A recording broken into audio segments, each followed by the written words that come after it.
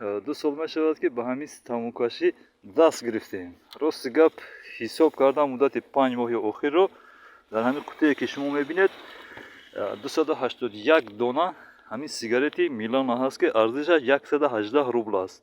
Ҳаминро ҳисоб кардам ба ҳисоби миёна 33158 рублро ташкил дод.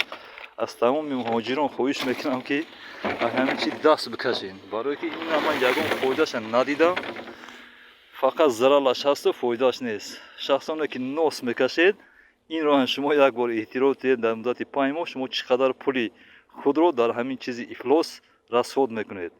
шояд ки имрӯз охирон боре ки ман инро ҳисоб кардам, дигар аз ин кор барнамегардам. тамоми муҳоҷирони муҳтарам, аз ҳамин сигареткашӣ даст бикашед. ягон фоидааш нест, зарар дораду фоида не. خلاص گپ که یگان فایده ندارد، ضرر دارد و فایده نه. باقی سلامت باشید مردم مهاجر. سلامت باشید مردم مهاجر.